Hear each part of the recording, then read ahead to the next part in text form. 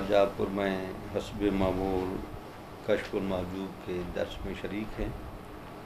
तो आज जिस हस्ती का ज़िक्र दाता अली हजवेरी रहमतुल्लाह अलैह ने किया है तो उनका नाम है हज़रत श्री शक्ति रहमतुल्लाह अलैह। तो ये तबा ताबईन के बाद जो सूफिया गुज़रे हैं उनका तज़किरा चल रहा है। उनका पहला लक़ब लिख रहे हैं जी, शेख अहले हक़ाइक़ मुनक़ते अज़ जुमला अलाइक़ अबुल हसन सिर्री बिन अल मुग़लस अस्सक्ती रहमतुल्लाह अलैह। तो दाता साहब का एक बड़ा ख़ूबसूरत उसलूब है कि आप किसी भी शख्सियत का तज़किरा करने से पहले उस शख्सियत के इम्तियाज़ात जो सूफिया में हैं। तो पहला लक़ब लिखा शेख अहले हक़ाइक़, यानी जो हकीकत वाले औलिया हैं उनके आप शेख हैं, इमाम हैं। वैसे चार इस्तिलाहें हैं तसव्वुफ़ की बड़ी ख़ूबसूरत। एक को कहते हैं शरीयत, और एक को कहते हैं तरीक़त, और एक को कहते हैं मार्फत, और एक को कहते हैं हकीकत। तो कुछ सूफिया शरीयत के मुहाफ़िज़ होते हैं, कुछ सूफिया फिर तरीक़त के, कुछ मार्फत के और कुछ हकीकत के। बाबा फरीद साहब की मजलिस में उलमा बैठे तो उन्होंने पूछा कि हुज़ूर ये जो चार इस्तिलाहें हैं ये तो ज़रा हमें समझा दे कि ये शरीयत, तरीक़त, हकीकत और मार्फत क्या है। तो आपने फिर बताया कि आप लोगों ने कहीं बादाम भी देखा है। क्योंकि जी बादाम तो हर बंदा खाता है। तो उन्होंने कहा ये बादाम के ऊपर जो छिलका है ना ये है शरीयत, और इसके अंदर जो गिरी है ना ये है तरीक़त। गिरी का एक मर्तबा खा लेना, चख लेना ये है मार्फत, और गिरी को इतना खाना कि आपके वजूद में और गले में हर वक्त ही उसका जायका फील होता रहे, तो ये है ये है हकीकत।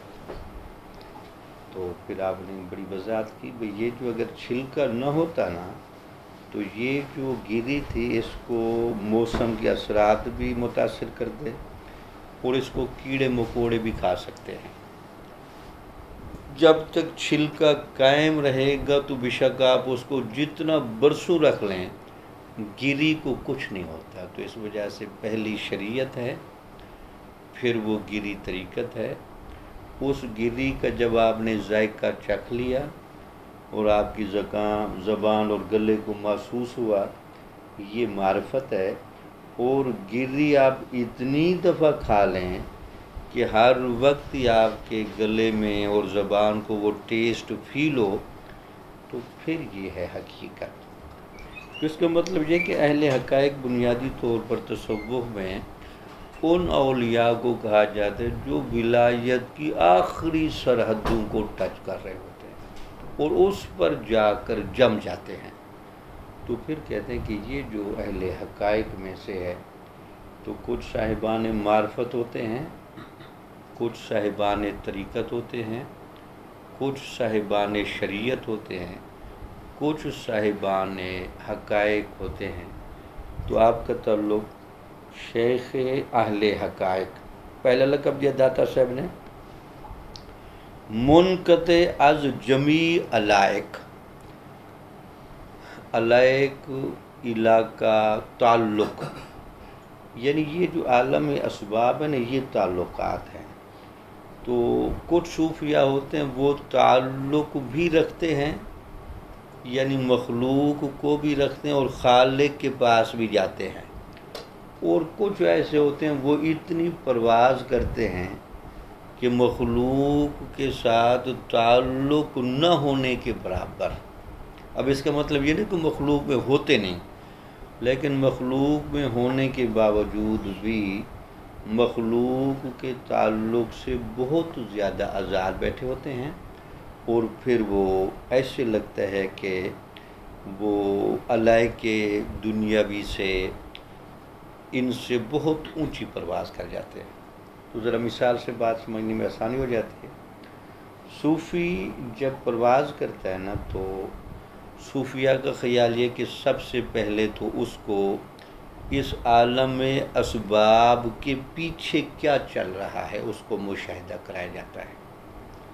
یعنی یہ جو عالم اسباب ہے یہ کس وجہ سے چل رہا ہے، تو وہ یہی کہتے ہیں یہ اللہ کی قدرت ہی اس کو چلا رہی ہے۔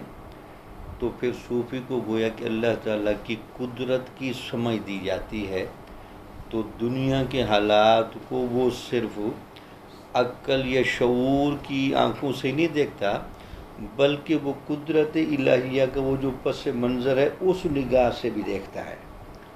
تو کچھ صوفیہ تو پھر یہیں رک جاتے ہیں، جیسے گریڈ ہوتے ہیں، جی بس مجھے اتنا ہی کافی ہے۔ کچھ کہتے ہیں نہیں جی قدرت تو آپ نے دکھائی ہے، اس قدرت کے پیچھے پھر کیا ہے؟ تو پھر لامل اللہ تعالیٰ کی قدرت کے پیچھے اللہ تعالیٰ کی ہوتے ہیں صفات ذاتیہ، وہ جس صفت پر قدرت چل رہی ہے، اچھا اس کی بھی سیر کرائی جاتی ہے۔ اب کچھ یہاں رک جاتے ہیں، جی ٹھیک ہے جی قدرت کی بھی سمجھ آ گئی، اور اس قدرت کی پیچھے جو بنیاد تھی وہ بھی سمجھ آ گئی۔ کچھ کہتے ہیں نہیں جی اس سے بھی آگے ہمیں لے جائیں، تو ایک ہوتا ہے اللہ تعالیٰ کی ذات کو صفات کے پردے کے بغیر دیکھنا، یہ تو خصوصیت ہے حضور نبی اکرم صلی اللہ علیہ وسلم کی یا انبیاء کی۔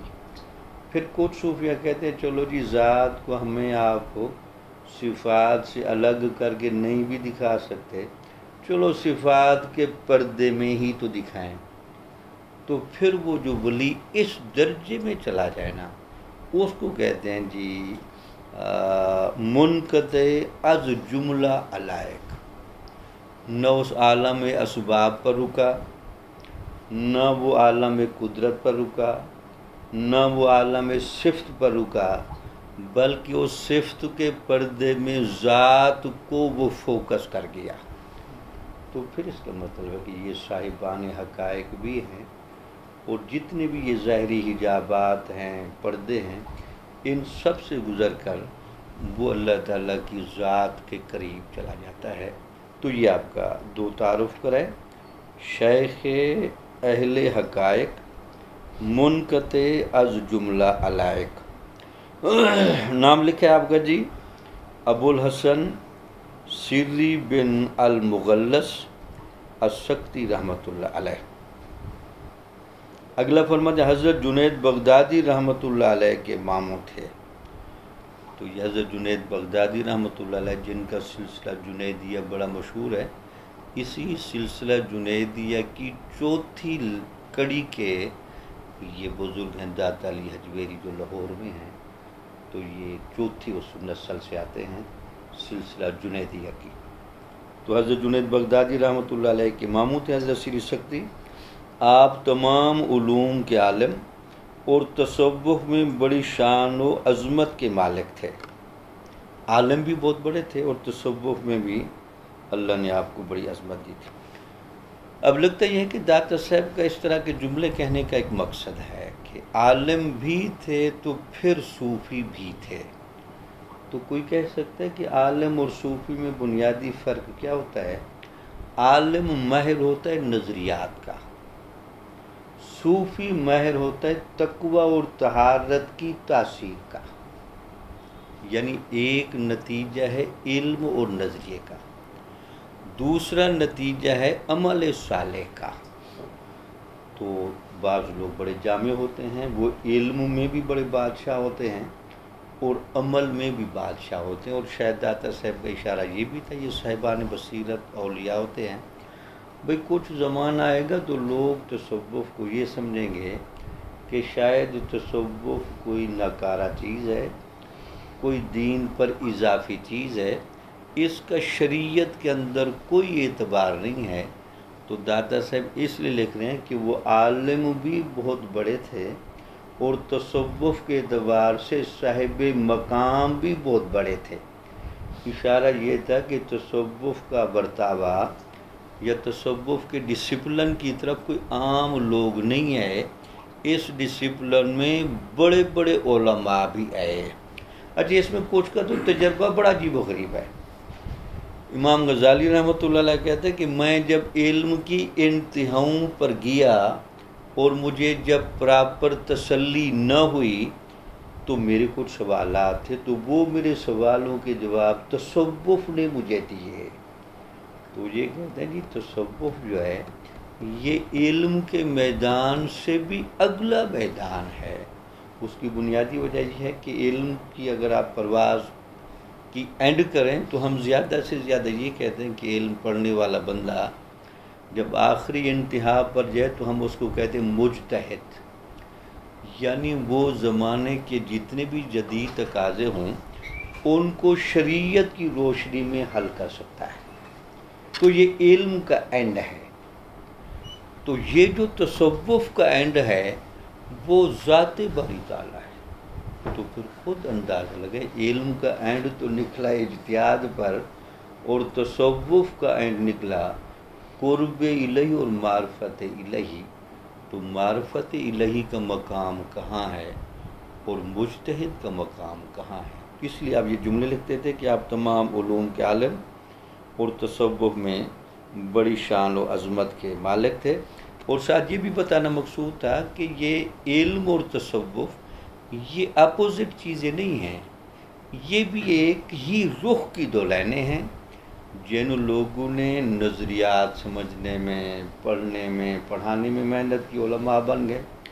جن لوگوں نے تقویٰ میں، طہارت میں، ذکر میں، ریاضت میں، اس میں محنت کی تو وہ صوفیہ بن گئے۔ تو لہٰذا یہ دو رخ اسلام کے ہیں، ایک نمائندہ علم کا ہے اور دوسرا نمائندہ عمل کا ہے۔ تو ہماری شریعت میں دونوں کا پیغام ہے، علم بھی حاصل کرنا چاہیے اور عمل بھی کرنا چاہیے۔ اب یہاں ایک بات کا کوئی کہہ سکتا ہے جی عمل کی دعوت فقہ بھی دیتی ہے، عمل کی دعوت تصوف بھی دیتے، تو پھر آپ فقہ جب تھی موجود، ہمارے فقہا تھے، انہوں نے نمازوں کا طریقہ بتایا، زکوٰۃ کا، حج کا، تو پھر تصوف تو آ گیا اس میں۔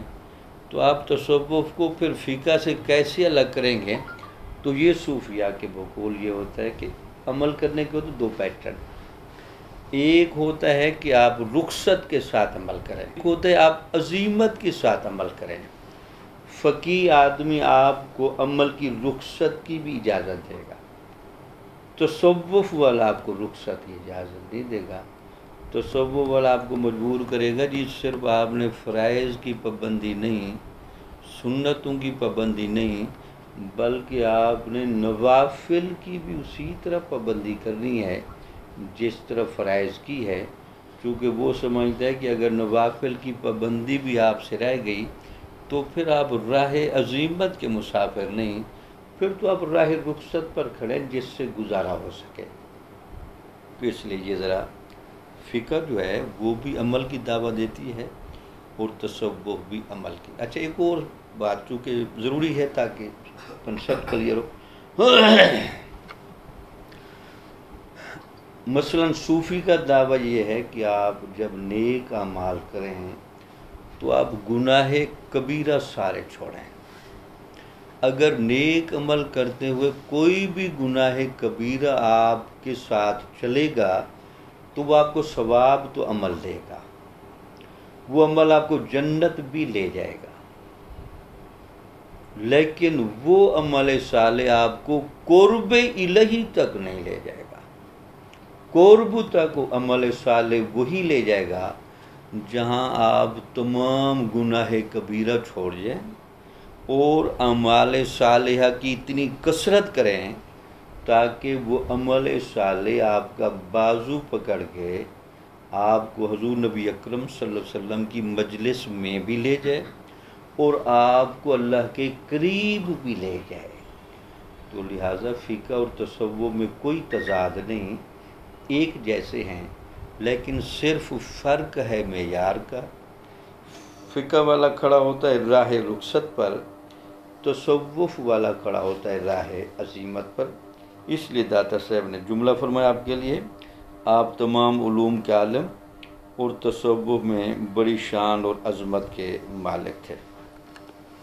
تیسری خوبی دیکھیں، پہل جس نے باطنی مقامات کی ترتیب اور بسط احوال کی ابتدا کی وہ آپ ہی ہیں۔ یعنی جس کو میں سادہ جملے میں کہوں، سب سے پہلا وہ بزرگ جس نے تصوف کا سلیبس تیار کیا، بھئی مقامات کی جو لائن ہے اس طرح چلے گی، احوال کی لائن اس طرح چلے گی۔ تصوف میں تربیت کے مراحل جس بندے نے سب سے پہلے طے کیے تو حضرت سری سکتی رحمۃ اللہ علیہ، یہ آپ کا بڑا امتیاز داتا صاحب نے لکھا ہے۔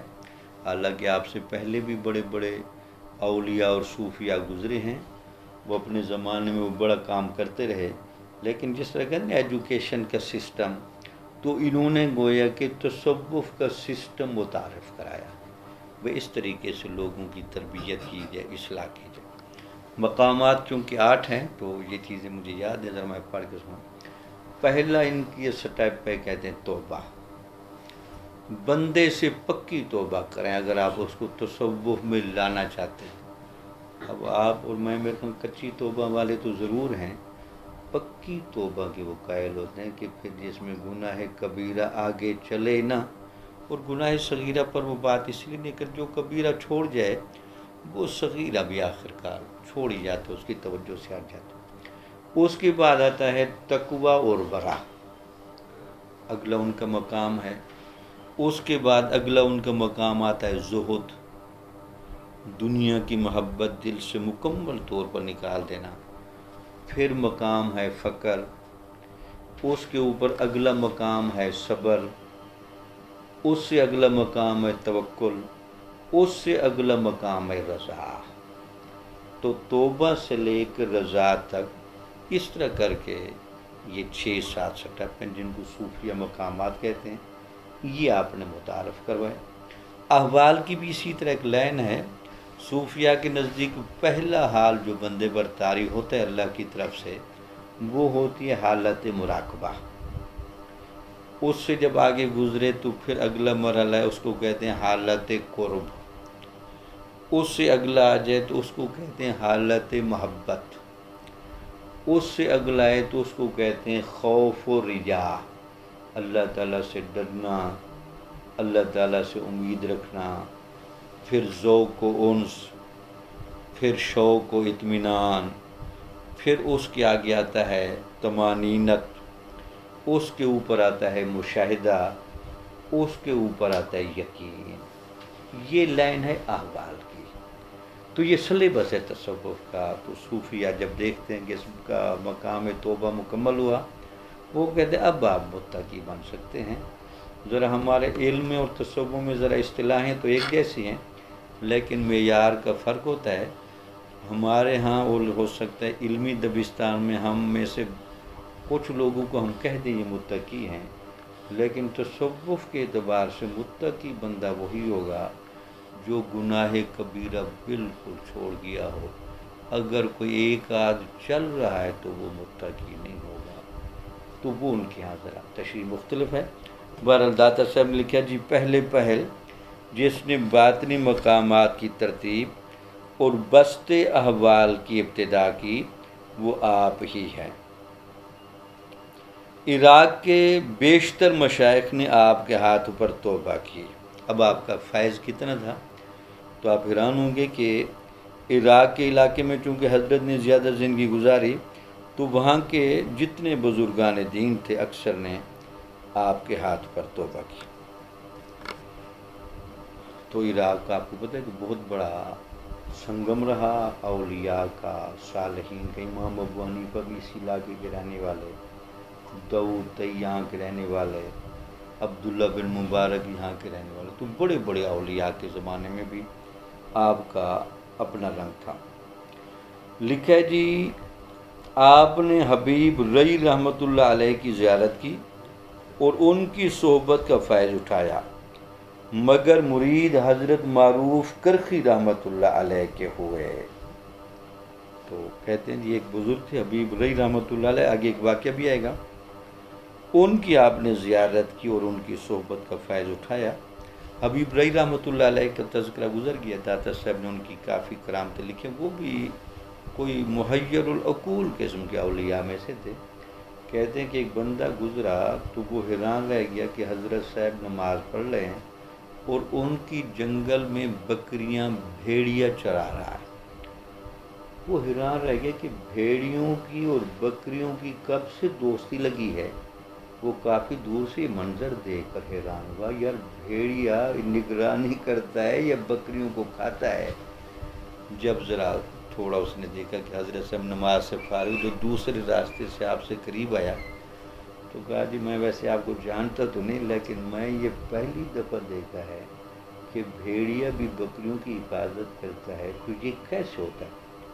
تو آپ نے خوبصورت جملہ کہا، آپ نے کہا آپ اللہ تعالیٰ کے دل سے ہو جائیں تو اللہ تعالیٰ ساری مخلوق پر آپ کو کنٹرول دے دے گا۔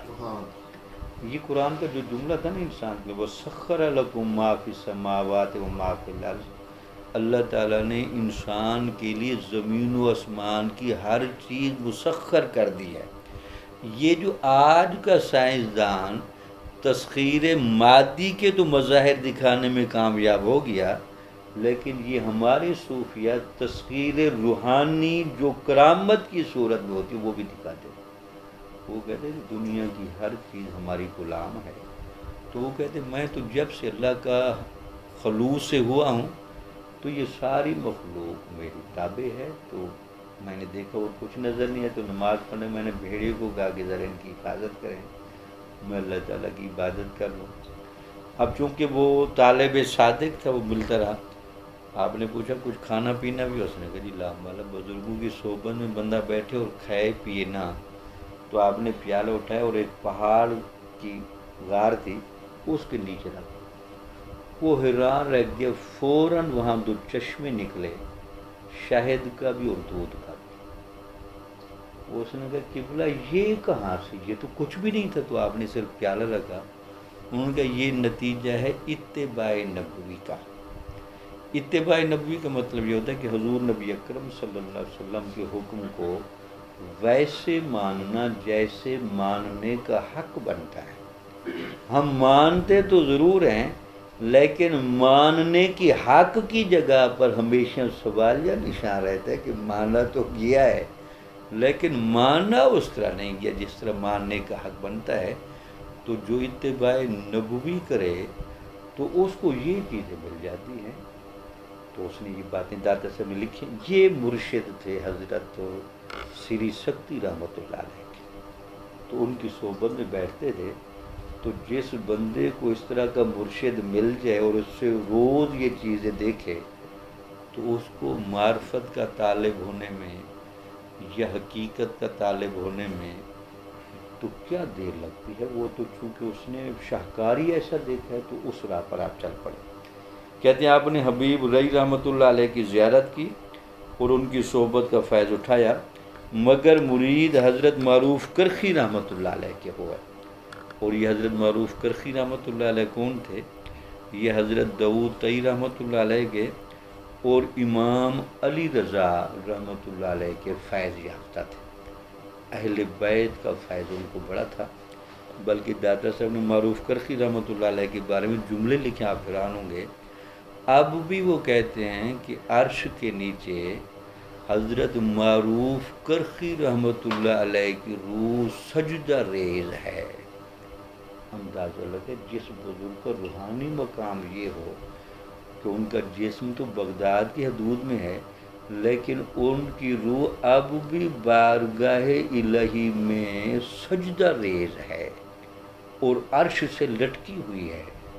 تو ان کی کیفیت یہ تھی۔ حضرت معروف کرخی رحمۃ اللہ علیہ کے مرید تھے۔ پھر لکھتے ہیں کہ آپ کی بغداد کے ایک بازار میں کباڑ کی دکان تھی۔ یہ سختی کا لفظی معنی کباڑیا ہوتا ہے، تو اندازہ لگیں یہ جو کباڑیا ہوتے ہیں اب یہ پیشہ کرتے تھے۔ اب وہ واقعہ کیا ہوا کہ آپ وہاں سے کیسے نکلے اور اس راہ پر کیسے چلے؟ تو پہلے تو لکھتے ہیں کہ آپ کے بغداد کے ایک بازار میں کباڑ کی دکان تھی۔ آگ لگنے سے یہ بازار جل گیا تو لوگوں نے کہا آپ کی دکان بھی جل گئی۔ فرمایا اچھا ہوا میں اس کے فکر سے آزاد ہو گیا۔ بعد میں دیکھا گیا تو آپ کی دکان بچ گئی تھی، حالانکہ اس کے چاروں طرف دکانیں جل کر تباہ ہو گئی تھیں۔ آپ نے یہ صورتحال دیکھی تو سب کچھ راہ خدا میں لٹا کر تصوف کی راہ اختیار کی۔ تو بہرحال اللہ تعالیٰ کے ایک نظام قدرت بھی ہوتا ہے۔ تو لوگوں نے بتایا جی آپ کی دکان بھی باقی دکانوں کی طرح جل گئی ہیں، تو ذرا مزاجن کلندر ٹائپ بھی لگ رہے، تو خوش ہوئے چلو یار اس فکر سے تو جان چھوٹی نا، جو روز دکان پر جا کر بیٹھنا پڑتا ہے، فکر کرنی پڑتی ہے۔ تو لیکن لوگوں نے کہا جناب دکان جلی نہیں، دکان بچ گئی ہے۔ تو حیران ہوئے اس بات پر، یار میں عام سا بندہ ہوں، باقی چاروں طرف کی دکانیں اگر جل گئی ہیں اور میری دکان بچ گئی ہے، تو اس کا مطلب یہ ہے کہ اللہ تعالیٰ کی نگاہ انتخاب میں کوئی حیثیت رکھتا ہوں۔ تو اپنے اعمال پر افسوس بھی ہوا کہ اللہ تعالیٰ نے مجھے چنیدہ لوگوں میں رکھا ہوا ہے اور میں ایک عام زندگی گزار رہا ہوں۔ تو اس پر اتنا خوش ہوئے کہ وہ ساری دکان کا مال فروخت کر کے لوگوں میں تقسیم کیا اور تصوف اور تقوی کی راہ اختیار کر لی اور اس راہ پر چل پڑے۔ ایک تو داتا صاحب نے لکھا ہے جی یہ ایک واقعہ ہوا جو آپ کی زندگی میں تبدیلی کا باعث بنا۔ دوسرا واقعہ دیکھیں، لوگوں نے آپ سے ابتدائی حالت کے بارے میں پوچھا، یعنی لوگوں نے پوچھا جی آپ تصوف کی طرف کیسے آئے؟ آپ تو بڑے بڑے علماء کی صحبت بھی مل رہے، پڑھتے پڑھاتے رہے، تو آپ کو اچانک کیا ہوا کہ تصوف کی راہ آپ نے لی؟ ابتدائی حالت کے بارے میں پوچھا تو فرمایا کہ ایک دفعہ حبیب رئی رحمۃ اللہ علیہ میری دکان کے سامنے سے گزرے، میں نے انہیں روٹی کا ایک ٹکڑا دیا کہ یہ درویشوں کو کھلائیے گا۔ اس پر انہوں نے فرمایا کہ اللہ تعالیٰ تمہیں جزائے خیر عطا فرمائے۔ جب سے میرے کانوں میں یہ آواز آئی، دنیا کی محبت میرے دل سے رخصت ہو گئی۔ اب دیکھیں ایک ولی نے صرف اتنا کہا ہے کہ اللہ تعالیٰ اس روٹی کا ٹکڑا دینے پر آپ کو جزائے خیر عطا فرمائے، تو اس جملے نے کوئی کرانٹ کا کردار ادا کیا کہ آپ کی دل کی دنیا ہی بدل کے رکھ دی۔ تو بہرحال یہاں ایک میں واقعے کو ساتھ ملاؤں بھی سے، تو حبیب رئی گزرے تو آپ نے ایک روٹی کا ٹکڑا دیا، تو دیکھا جی خود فقیر آدمی ہیں، شاید اور بھی آپ کے ساتھ لوگ ہوں گے، تو یہ کہا جی یہ جو آپ کے ساتھ لوگ ہیں تو ان میں ذرا تقسیم کر دیں۔ تو انہوں نے روحانی نگاہ سے جب دیکھا، انہوں نے کہا یار جوہر تو قابل ہے لیکن یہ بندہ بیٹھا ہوا دکان پر ہے۔ تو انہوں نے یہ کہا کہ اللہ تعالیٰ تمہیں جزائے خیر عطا فرمائے۔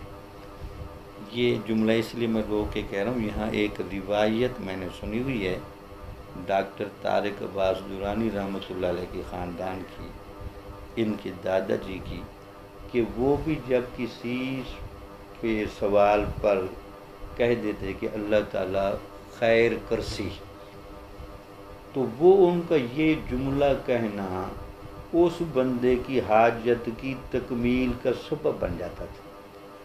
تو دیکھیں انہوں نے بھی یہی کہا کہ اللہ تعالیٰ آپ کو خیر عطا فرمائے۔ حبیب رئی نے سری سکتی رحمۃ اللہ علیہ کو کہا، تو بس وہ جملہ کیا کہنا تھا، وہ کہتے جی میرے دل کے اندر سے دنیا کی محبت اٹھ گئی اور اللہ کی محبت پیدا ہو۔ اب کوئی کہہ سکتے یار یہ کیوں ہوتا ہے ایسا؟ اب علامہ چیزوں کے علمی باتیں بھی ساتھ جوڑنی پڑتی ہیں تاکہ اس کا کوئی جواز نظر ہے۔ وجہ یہ ہوتی ہے کہ اللہ تعالیٰ نے انسان کو اشرف المخلوقات بنایا ہے، اور یہ قرآن کے اندر یہ آیتوں کے لفظ اس طرح کے ہیں کہ جب فرشتوں نے ظاہری جسم کو دیکھا تو اس وقت وہ ذرا پریشان تھے کہ یار یہ آگ مٹی اور پانی ہوا سے متضاد چیزوں سے بنایا جانے والا جسم یہ تو فتنہ اور فساد کرے گا۔ اب انہوں نے چونکہ اس انسان کی روح کو نہیں دیکھا تھا، لیکن جب اللہ تعالیٰ نے وہ خاص روح ڈالی جس روح کا اللہ سے قرب وہ تھا جو فرشتے کا بھی نہیں، تو اس پر وہ حیران ہو گیا، اچھا اچھا اچھا اچھا، ہم تو صرف ظاہری ڈھانچہ دیکھا تھا تو ہمیں کیفیت پیدا ہوئی، تو جب اللہ نے روح ڈالی تو وہاں قرآن کا جملہ یہ وہ فوراً سجدے میں گر گئے۔ جی اب ہمیں بات سمجھ آ گئی ہے کہ اللہ تعالیٰ نے کچھ ارواح ایسی پیدا کی ہیں کہ ان ارواح کا اللہ کے ساتھ رابطہ، تعلق، عشق، محبت ہی اس نوعیت کا ہے، وہاں تک تو ہماری بھی رسائی نہیں۔ تو انسان بنیادی طور اس روح کا نمائندہ ہے۔ اب چونکہ ہم دنیا میں پیدا ہوئے، دنیاوی چیزوں میں الجھ گئے، عالم اسباب میں پھنس گئے، اپنے منصوبے اور شعور کے دائرے میں رہے، یہ جو صوفی ہوتا ہے نا، وہ چونکہ اپنی روح کو بڑا طاقتور کر چکا ہوتا ہے، تو صوفی بندے کو دماغ کی جگہ سے نہیں پکڑتے، یہ بندے کو روح کی جگہ سے پکڑتے۔ وہ جب روح کو پکڑتا ہے تو اس کو کہتے ہیں جی الستُ بربکم، قالوا بلا، آپ نہیں کہا تھا؟ وہ کہتے جی میں نہیں کہا تھا۔ اس نے کہا پھر اب وہ باتیں کہاں ہیں؟ تو وہ بنیادی طور پر جو روحانی لیزر شعاع ڈالتا ہے وہ دماغ پر نہیں، دل پر نہیں، وہ روح پر ڈالتا ہے۔ تو وہ روح چونکہ وہ سب کچھ رکھتے ہوئے بھی اپنی فائلیں بند کر کے بیٹھی ہے، لیکن اس سے کنیکٹ ہوتی ہے۔ وہ کہتے اچھا اچھا اچھا اچھا۔ تو یہی وجہ ہے کہ جب ایک ولی گزرتا ہے تو وہ چونکہ دماغ اور دل کو تو سمجھ نہیں آ رہی ہوتی یار میرے ساتھ کیا ہوا، لیکن وہ روح کے اندر جو پوشیدہ چیز تھی اس کرنٹ کے ساتھ جب اس نے لنک جوڑا تو وہ بیدار ہو۔ اس نے کہا اچھا یار میں یہ دنیا میں اللہ کی عبادت کرنے آیا تھا، میں نے تو دنیا کے اندر حکمرانی کرنی تھی، میں نے تو نفس اور دنیا کا غلام نہیں بننا تھا، نفس اور دنیا کو میں نے خود چلانا تھا اور اپنا تابع کر کے رکھنا تھا۔ تو یہی وجہ ہے کہ جب صوفیہ دے تو دعا رہے ہوتے ہیں اور اس بندے کو غور سے دیکھ رہے ہوتے ہیں، لیکن بنیادی طور پر اپنی روح کا، اس کی روح سے جب وہ کنیکشن جوڑتے ہیں تو اس کی روح سے دنیا کی ساری محبت ختم ہو جاتی ہے۔ وہ جو ازلی اور الوہی محبت ہے اس کی چنگاری جب یکدم ابھرتی ہے تو وہ حیران رہ جاتا ہے۔ تو اس لیے کہا کہ حضرت جب جزائے خیر عطا فرمائے کا جملہ کہہ کے چلے گئے، جب سے میرے کانوں میں یہ آواز آئی دنیا کی محبت میرے دل سے رخصت ہو۔ اب لامل جب روح تھوڑی بیدار ہوئی تو آپ کو پتہ ہے کہ کہتے یہ ہیں کہ انسان کے جسم پر یہ مادی بھی تقاضے ہیں، روحانی بھی تقاضے۔ اب تو ماہر نفسیات اس پر بڑی گفتگو کر رہے ہیں، علامہ اقبال نے بھی بات کی۔ اچھا انسان کو اگر جسمانی اعتبار سے تکالیف رہ جائیں تو یہ اتنا نہیں گھبراتا، بشرطے کہ روحانی اعتبار سے مضبوط ہو تو اس کو کوئی پرواہ نہیں ہوتی، وہ کہتے ٹھیک ہے یہ تو نظام ہے۔ لیکن اگر بندے کی روحانیت بجھ جائے، آپ جسمانی اعتبار سے اس کو جتنا بھی طاقتور کر لیں، یہ تو آج کل سارے لوگ حیران ہیں کہ یہ امیروں کو یہ بیماریاں کیوں ہیں، جن کو کھانے کی فکر نہیں، مکان کی فکر نہیں، کار کی فکر نہیں، روزگار کی نہیں، لیکن سب سے زیادہ مریض وہی ہے۔ وجہ یہ ہے کہ اس کی روح جتنی زیادہ بجھ چکی ہے۔ ہم تو ظاہری اسباب تلاش کرتے، ظاہری سبب تو کوئی نظر نہیں آتا، لیکن اس کی جتنی روح بجھ گئی ہے اس مال کی کثرت میں پھنسنے کی وجہ سے اور اسباب پر اتنا اعتماد کرنے کی وجہ سے کہ مسبب الاسباب اس کی نظروں سے اوجھل ہے اور وہ اسباب پر تکیہ لگا کے چل رہا ہے، تو پھر ان کو تکلیفیں ہوتی ہیں۔ تو لیکن یہ جو لوگ ہیں ولایت کی، تصوف کی راہ پر چلتے ہیں، تو ان کا جو ایک کورس ہوتا ہے، طریقہ ہوتا ہے، جب اس کو مکمل کر لیتے ہیں تو یہ روحانی طور پر بڑے طاقتور ہوتے ہیں۔ اصل اصول تو یہ نا کہ ظاہری نعمتیں بھی ساری ہوں، روحانی نعمتیں بھی ساری ہوں، یہ تو ایک کمپلیٹنیس ہے۔ لیکن اگر اتفاق سے ظاہری نعمتوں کو چھوڑنا پڑے اور باطنی مل جائیں، یا باطنی کو چھوڑنا پڑے اور ظاہری مل جائیں، تو پھر ترجیح باطنی والی کو دینے چاہیے۔ یار باطنی چیزیں کچھ مل جائے، ظاہری نہ بھی ملیں، تب بھی گزارا ہو جائے گا۔ علامہ اقبال کہتے ہیں جب لیکچر دے رہا تھا، وہ تشکیل جدید الہیات کے جملوں کا معنی بیان کر رہا ہوں، اس نے مغرب والوں کو یہ ٹھیک ہے کہ تم بہت ترقی کر گئے ہو، تمہارے پاس بڑی مشینریاں ہیں، ایجادات ہے، بڑی سائنس ہے، بہت کچھ ہے، لیکن یہ میں آپ کو بتاؤں، جو آپ کے یہاں مذہب سے بیزاری اور مذہب سے دوری شروع ہو گئی ہے نا، یہ اتنی بے چینی اور بد اخلاقی کا مظاہرہ کرے گی کہ تمہیں دوبارہ مذہب کو بھی قبول کرنا پڑے گا، اور تمہیں مشرق کی طرف اور اسلام کی طرف بھی ضرور دیکھنا پڑے گا۔ نہیں یار، اسلام نے جو انسان کے لیے پیٹرن متعین کیا ہے وہ سب سے بہتر ہے۔ انسان کی پہلی ترجیح روحانیت ہے، دوسری ترجیح ہے مادیت۔ تو یہ روحانی لوگ ہیں، تو روحانی بزرگ حبیب رئی آپ کو ملے تو آپ کو دکان سے پکڑ کے عشق الہی کی راہ پر لے کر آئے۔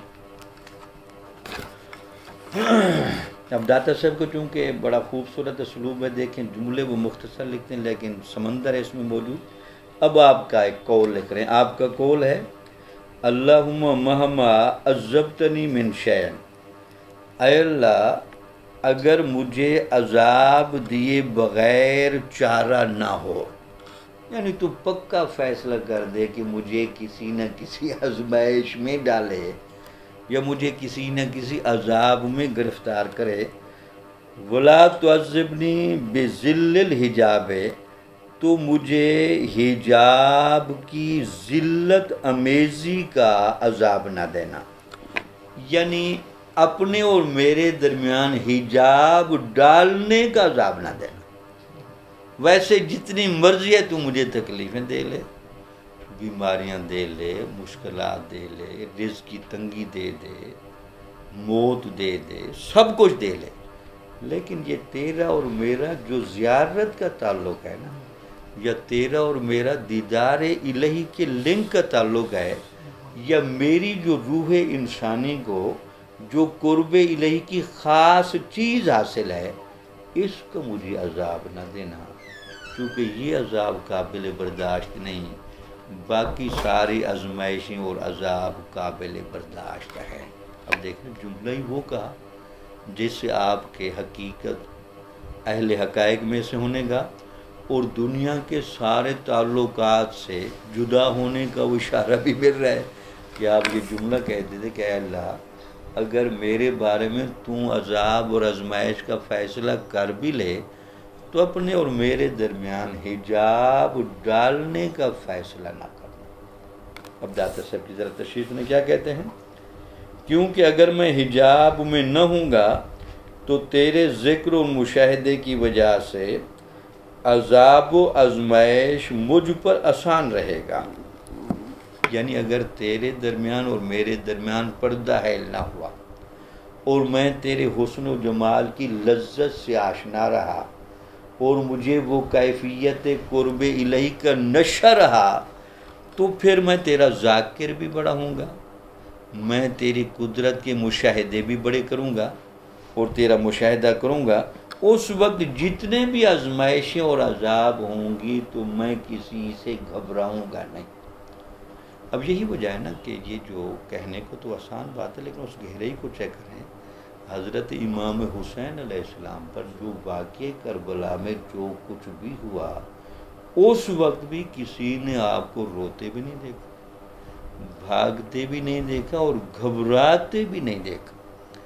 سوال یہ کہ وہ کون سی طاقتور چیز جو امام حسین کو وہاں قائم رکھ کے کھڑی تھی، وہ یہی تھی دیدار الہی کی لذت اور حضوری نبوی کا سکون، یعنی اللہ بھی پیش نظر ہے اور اللہ کا نبی بھی پیش نظر ہے۔ چونکہ اللہ تعالیٰ نے آزمائش کی باب میں بھی آئیڈیل بنانا تھا تو آپ کا انتخاب اس جگہ کا ہے تو اس جگہ پر اب پر ہوتا رہے۔ تو وہی کہہ رہے ہیں داتا صاحب، چونکہ وہ کہتے تھے کہ اللہ مجھے اپنے اور میرے درمیان حجاب نہ رکھنا، چونکہ جب حجاب نہیں ہوگا تو میں تیرے ذکر سے، تیرے مشاہدے سے، تیرے جمال سے اتنا لطف اندوز ہوں گا کہ دنیا کے اندر جتنے بھی آزمائشیں اور عذاب آ جائیں تو مجھے اس سے فرق نہیں پڑے گا۔ آگے لگتے ہیں، اور اگر میں تجھ سے حجاب میں ہوں گا تو حجاب کی ذلت کی وجہ سے تیری ابدی نعمتیں بھی میرے لیے ہلاکت کا باعث بن جائیں گی۔ تو اگلا کہا کہ اگر ایسا ہو کہ مجھے تو حجاب میں کر لے اور تو خود حجاب میں چلا جائے، پردہ درمیان میں آ جائے، اور تو مجھے دنیا کی بڑی بڑی نعمتیں بھی دے دے اور آخرت کی ابدی نعمتیں بھی دکھاتا رہے، تو پھر بھی میری روح تشنہ رہے گی، میں ایک عذاب کی لذت میں ضرور رہوں گا۔ میں کہوں گا یار وہ جو سکون دیدار میں اور مشاہدے اور ذکر میں ہے، وہ سکون ادھر نہیں ہے۔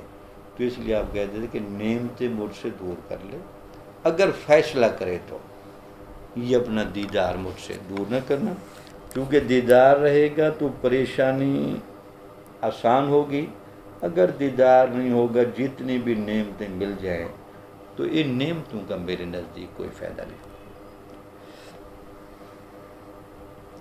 پھر لکھتے ہیں جی، جو مصیبت مشاہدے کے دوران پیش ہے وہ مصیبت نہیں، اور جو نعمت حجاب کی حالت میں ہو وہ مصیبت ہے۔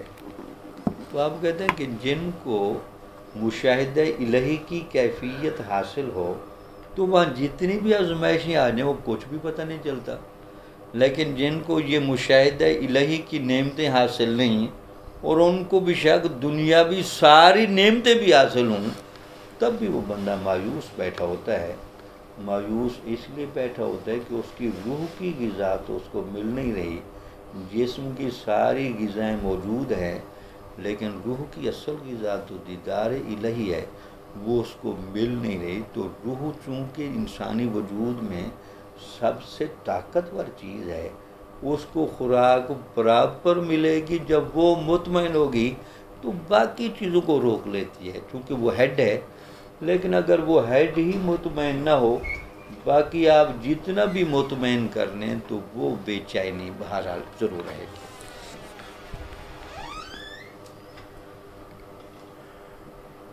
جو مصیبت مشاہدے کے دوران پیش ہے وہ مصیبت نہیں، جو نعمت حجاب کی حالت میں ہو وہ مصیبت۔ اب جملہ لکھتے ہیں، اور دوزخ میں حجاب سے بڑھ کر کوئی سخت مصیبت نہیں ہے۔ یہ قرآن کے جملے کا معنی بھی ہے، یعنی اللہ تعالیٰ یہ فرماتا ہے کہ یہ جو دوزخیوں کے لیے تو ہم نے عذاب تو ہر طرح کا تیار کر رکھا ہے، لیکن سب سے بڑا عذاب یہ قرآن کا جملہ ہے۔ اللہ تعالیٰ فرماتا ہے میں دوزخیوں سے گفتگو کرنا بھی پسند نہیں کروں گا،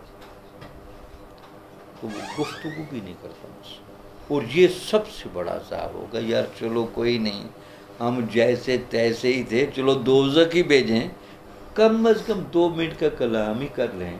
تو اگر 2 منٹ کا اللہ تعالیٰ ان سے کلام کر لے تو وہ کہیں گے جی دوزخ کا عذاب ہمیں کچھ نہیں کہتا، بس چونکہ ایک دفعہ آمنا سامنا ہو گیا ہے، ہمیں رسپانس یہی چاہیے تھا، آپ سے ملاقات ہی چاہیے تھی نا، باقی جنت اور دوزخ اضافی معاملات ہیں۔ تو داتا صاحب کہہ رہے ہیں کہ یہ جو دوزخ میں سب سے بڑا عذاب ہے، باقی عذابات جو نصوص میں وہ تو لامالا ہوں گے، لیکن سب سے بڑا عذاب یہ ہوگا کہ اللہ تعالیٰ کے ہاں ان کی کوئی قدر و قیمت نہیں، حتیٰ کہ اللہ تعالیٰ اتنا ناراض ہے کہ ان ناراضگی کی وجہ سے ان سے گفتگو ہی نہیں کرنا چاہتا۔ تو یہ سب سے بڑا عذاب ہوگا۔ اگر دوزخ میں اہل دوزخ کو دیدار نصیب ہو جائے تو گناہ گار مسلمان جنت کو کبھی یاد بھی نہ کریں۔ یعنی اللہ کے دیدار کی لذت اتنی ہے، اگر یہ چیز دوستوں کو مل جائے تو وہ کہتے جی ہم یہاں ٹھیک ہیں، ہمیں نہیں فرق پڑتا آپ آگ پہ رکھیں یا باغات پہ رکھیں، لیکن اصل تو بات پھرتی ہے نا دیدار الہی کی لذت کے گرد۔ تو اگر وہاں اللہ تعالیٰ دے دے دیدار تو وہ کہیں گے جی ہم نے جنت میں کیا لینے جانا، ہمیں بے شک آگ پہ رکھیں لیکن کبھی کبھی آ کر ہمارے ساتھ گفتگو آمنا سامنا کر کے جائیں۔ لیکن وہ کہہ رہے ہیں کہ اللہ کہے گا نہیں میں نے وہاں نہیں آنا۔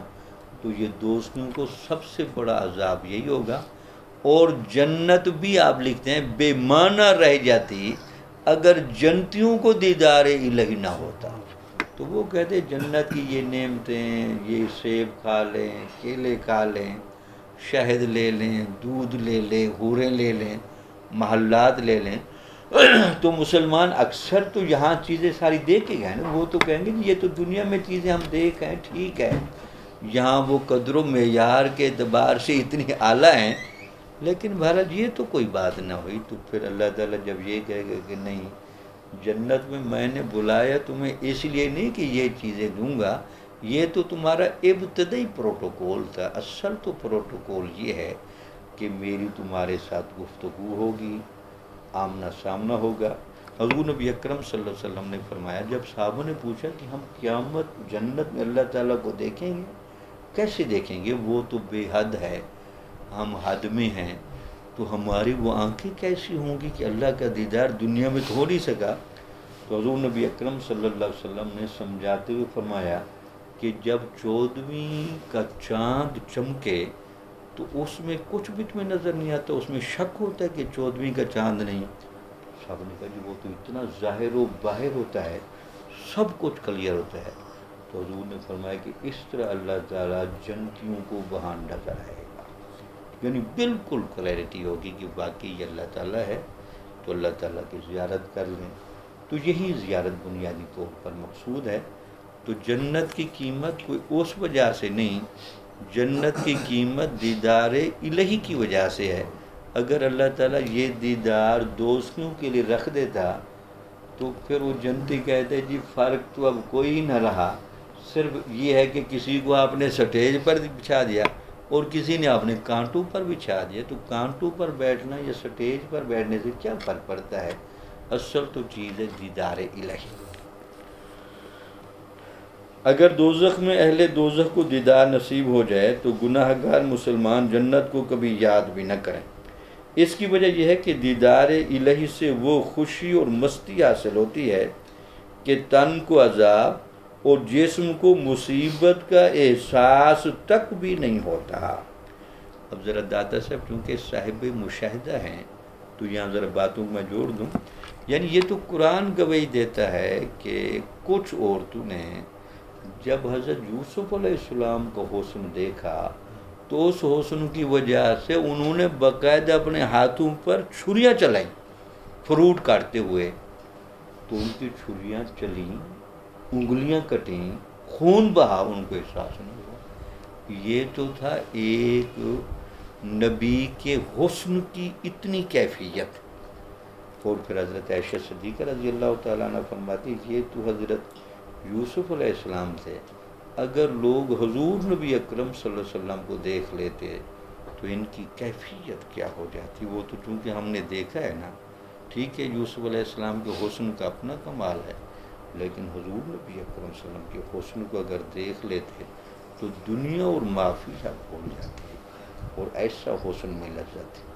اب اس پر آپ فرماتے کہ جنہوں نے اللہ کے حسن و جمال اور دیدار اور اس کو دیکھ لیا، ان پر تو مستی ہی اتنی طاری ہو جائے گی کہ وہ جنت اور دوزخ میں فرق ہی نہیں کر سکیں گے۔ بھئی دوزخ میں بیٹھے ہیں یا جنت میں، تو اس لیے جنت میں فائدہ یہ ہے کہ وہاں چونکہ دیدار الہی ہے وہ قیمتی ہے، اور دوزخ میں محرومی اس وجہ سے ہے کہ باقی عذاب تو ثانوی حیثیت رکھتے ہیں، لیکن وہ جو بڑا عذاب ہے کہ دیدار سے بھی محروم رکھا گیا، وہ بھی اسے جو اشرف المخلوقات تھا، تو اتنی تکلیف ہوگی یار میں انسان تھا اور میرے ساتھ اللہ تعالیٰ گفتگو بھی نہیں کرنا چاہتا، تو وہ بیان کر رہا۔ کہتے ہیں جی دیدار الہی سے وہ خوشی اور مستی حاصل ہوتی ہے کہ تن کو عذاب اور جسم کو مصیبت کا احساس تک نہیں ہوتا۔ اسی طرح بہشت میں دیدار یار سے بڑھ کر کوئی نعمت نہیں۔ اگر اہل جنت کو یہ تمام نعمتیں اور ان جیسی کئی سو گنا مزید نعمتیں حاصل ہوں مگر انہیں اللہ تعالیٰ کا دیدار نصیب نہ ہو تو ان کے دل ٹوٹ جائیں۔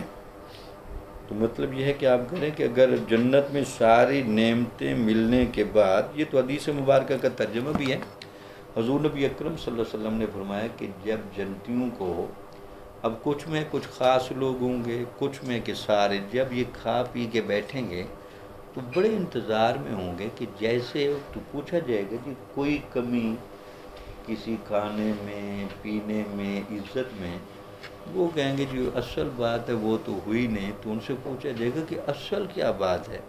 وہ کہیں گے جب اللہ تعالیٰ کا دیدار کروائیں تو پھر اللہ تعالیٰ دیدار کے لیے جب سامنے آئے گا تو وہ کہیں گے ہم تو آئے جنت میں اس لیے تھے کہ یہاں چونکہ اللہ اپنا دیدار کروائے گا، تو باقی یہ چیزیں ٹھیک ہے کہ عزت افزائی ضرور ہو گئی، کھانا پینا بھی ہو گیا۔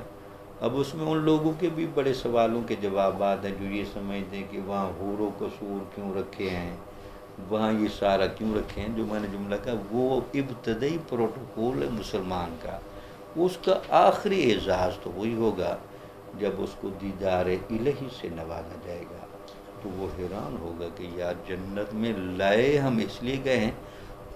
بندہ چلا تھا الستو بربکم قالوا بلا کی جگہ سے، ذرا چیک کریں، جہاں سے چیز چلتی ہے وہیں لوٹتی ہے، تو چلا چونکہ وہیں سے تھا تو دیدار الہی کی لذت سے اس جگہ پر پہنچا دے لیں۔ آپ چلے یہیں سے تھے تو آپ کی منزل بھی یہی ہے۔ اس وقت بھی اللہ تعالیٰ جب ارواح سے یہ الستو بربکم قالوا بلا کا معاہدہ کر رہا تھا، اس وقت بھی اللہ تعالیٰ ان کے سامنے تھا، اس وقت بھی ارواح نے اللہ تعالیٰ کو دیکھا ہوا تھا۔ اب یہ جب جنت میں جانے کے بعد دیکھیں گے وہ کہیں گے واقعی یار جہاں سے چلے تھے ہمیں اسی مقام و مرتبے پر لائے۔ تو اس سے اندازہ لگا سے حضرت سری سکتی رحمۃ اللہ علیہ حقائق کی کتنی گہری گفتگو کرتے تھے، تو داتا صاحب اس کی تشریح فرما رہے ہیں۔ سنت خدا بندی یہی ہے کہ وہ اپنے دوستوں کو کے دلوں کو ہر حالت میں اپنے جمال کے مشاہدے میں رکھتا ہے تاکہ وہ شراب دیدار کی مستی میں مجاہدات و عبادات اور دیگر آزمائشوں سے بخوشی گزر جائیں۔ اب ذرا داتا صاحب نے ایک اصول بھی تصوف کا بیان کیا اور کچھ صوفیہ کا اس پر عمل بھی ہے۔ تو یعنی اللہ تعالیٰ کا طریقہ یہی ہے کہ جو اس کی راہ پر صحیح معنی میں چلنے پر آ جائے تو پھر اللہ تعالیٰ اس کو اپنے ایک جمال کی جھلک دکھا دیتا ہے۔ تو اس جمال کی جھلک جب دکھا دیتا ہے پھر جو بھی پابندیاں لگاتا جائے وہ اس پابندی کو برداشت کرتا ہے، چونکہ اس کو علم ہوتا ہے کہ ان عبادات اور ریاضات کا مقصد صرف بندے کو جنت لے جانا نہیں، ان عبادات اور ریاضات کا اصل مقصد ہی جسم و روح کے اندر وہ گہرا توازن پیدا کرنا ہے تاکہ یہ بندہ دیدار الہی کی لذت سے صحیح آشنا ہو۔